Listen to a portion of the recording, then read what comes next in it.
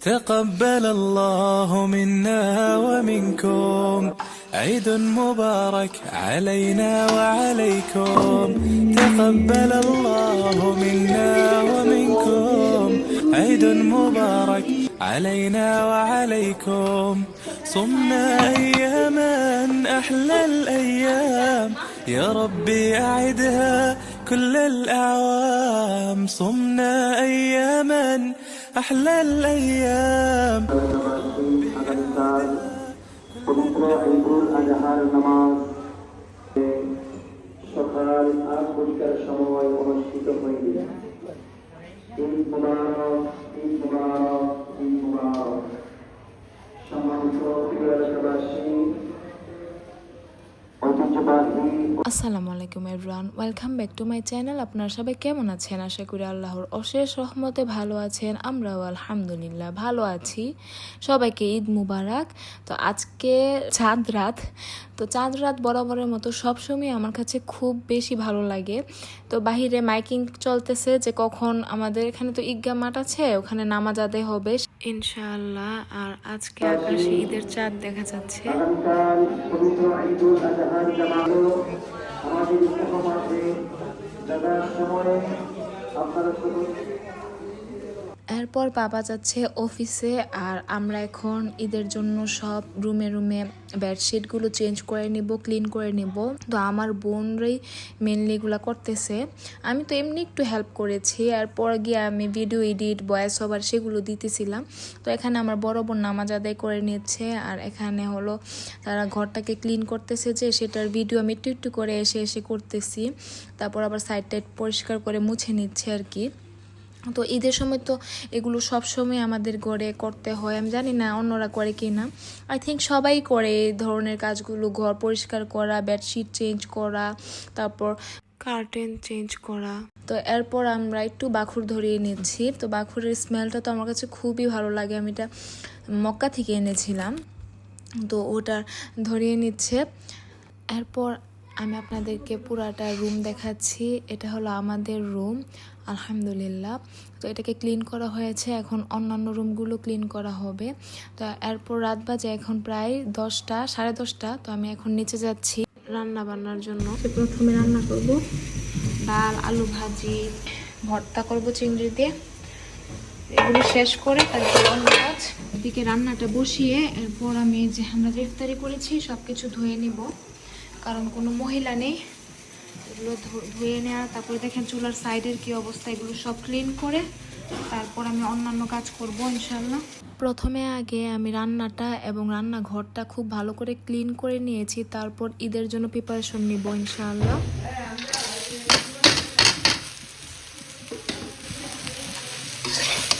এই যে কারেন্ট চালু দিয়েছে, বিসমিল্লাহ চুরি করে দিয়েছে।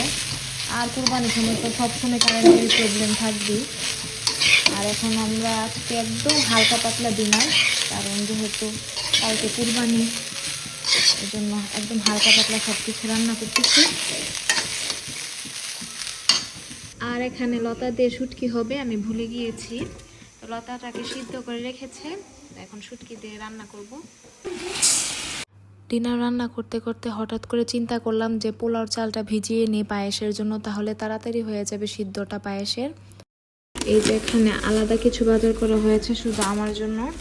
তো এখন আমি শাহি গরম মশলা বানাবো, তারপর গোলমরিচ গুঁড়া করব, সরিষা বাটা মানে ব্লেন্ডার করব।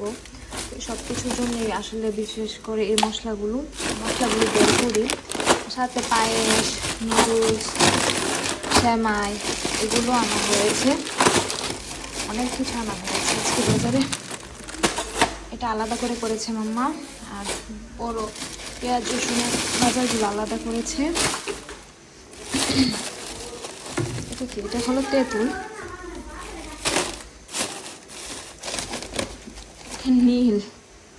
নীলটা মাম্মা নিয়েছে।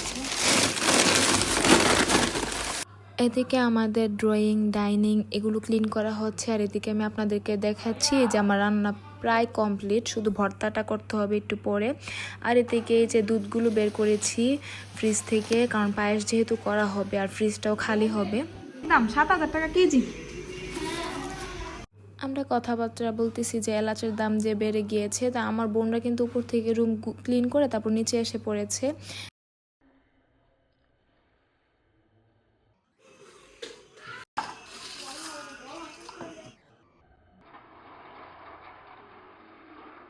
প্রথমে আগে নর্মাল যে গরম মশলাটা আছে সেটা করে নিচ্ছি। তো এটা তো এলাচ, দারচিনি, তেজপাতা আর লবঙ্গ দিয়ে করে আপনারা সবাই জানেন।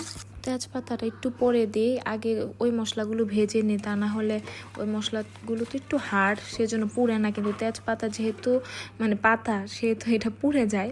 তো এটাকে এই যে নামিয়ে নিচ্ছি, এটাকে হালকা করে আমি ভেজে নিয়েছি। এটা ভাজলে স্মেলটা খুব ভালো থাকে। আর এদিকে দেখেন আরও একটা বাজার। তো এটা কিছুটা ঘরের, কিছুটা আমার আর কি। তো আমার কিছু মশলা আমি আনিয়েছিলাম, আর ঘরের জন্য চিনি, চা পাতা, আটা, ময়দা এগুলো আনানো হয়েছে। তো এরপরে যে এখানে এটা রাখার পর এরপর আমি এখানে পাঁচফোড়নটা ভেজে নিচ্ছি। আর বাহিরে যে মহিষটা বসে আছে, তো এটা তো আমাদের শেষ দেখা, ইনশাল্লাহ কালকে এটার কুরবানি হয়ে যাবে। তো যাই হোক, এরপর আবার ভাত বসানো হয়েছে। তারপর মরিচ আমি ভেজে নিচ্ছি, ভেজে ব্লেন্ড করে নিচ্ছি। আর সব কিছু এই যে ফ্রিজটার উপরে নিয়ে নিয়ে রাখা হচ্ছে, মশলাগুলো একদিকে করা হচ্ছে আর এদিকে রাখা হচ্ছে। আর এটা হচ্ছে শাহি গরম মশলা। এটা কিন্তু অনেক ধরনের মশলা দিয়ে আমি করতে হয়েছে। তো এটার জন্য অনেক মশলা এনেছি, এনে তারপর এটা করতেছি।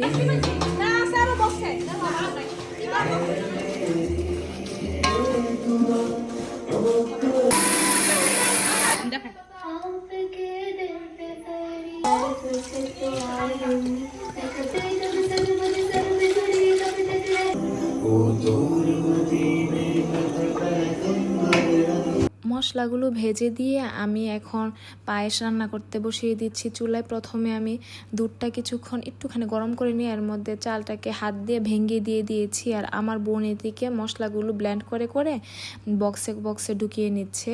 আর আলফিয়াকে দিয়েছি যে ও একটুখানি আমি ম্যাঙ্গো কিছু সিদ্ধ করে রেখেছিলাম, তো এটা দিয়ে জ্যাম বানাবো, সেজন্য ওটাকে ছেঁকে নিচ্ছে খুব ভালো করে। এটা আসলে ঈদের জন্য না, কারণ ফ্রিজে ম্যাঙ্গোগুলো ছিল, ফ্রিজ খালি করতে হবে, সেজন্য আসলে এই জ্যামটা করা। আর এখন বাজে রাত প্রায় 12টা, আমাদের ক্ষুধা লেগে গিয়েছে, একটু খাবার খাচ্ছি। আর আলফিয়াকে কিন্তু এবার কুরবানিতে আমাদের কাছেই রেখে দিয়েছি। তো আলফিয়া আমাদের সাথেই ছিল, আমার বোনের মেয়েটা। আর আমার আপুমনি কিন্তু শ্বশুর বাড়িতে চলে গিয়েছে, তো যেহেতু ওখানে কুরবানি দেওয়া হবে, অনেক কাজ আছে তাই। তো এরপর আমরা বের হয়ে পড়েছি, তখন রাত বাজে প্রায় 1টা, কারণ পাপা এসেছে। আমরা এখন যাব গরু মহিষ দেখতে।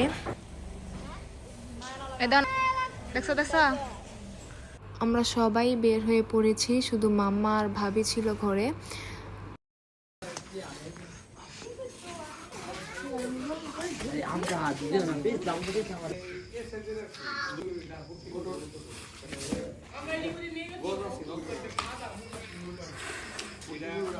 আগে পাপা প্রতি কুরবানিতে আমাদেরকে নিয়ে একসাথে বের হয়ে গরু মহিষ দেখতো।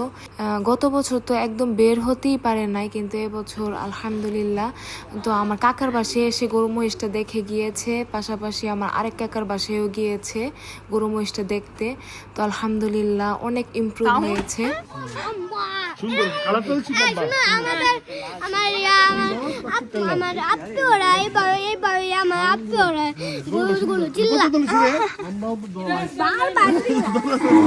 কিন্তু আগে যেভাবে পাপা মাম্মা তো বের হতো, একা একা হাঁটতে পারতো, এটা আর হয় না আর কি। তারপরেও আলহামদুলিল্লাহ অনেক ইমপ্রুভ। পাপাকে তো ধরে ধরে নিয়ে যেতে পেরেছি, সেটাই আলহামদুলিল্লাহ। আর এটা হলো মাম্মার জন্য একটু ডিম সিদ্ধ করা হয়েছে, মাম্মার প্রেশারটা একদম লো ছিল। আর এই যে এখন পায়েসটা কিন্তু রান্না হয়ে গিয়েছে, এখন আমি নুডলসটাও রান্না করে নেব, 5 প্যাকেট নুডলস রান্না করবো ইনশাআল্লাহ।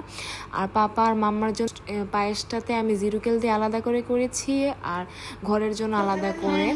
তো এই যে আমাদের নুডলসটা কিন্তু সিদ্ধ হয়ে গিয়েছে, এখন নুডলসটা ছেঁকে নিব।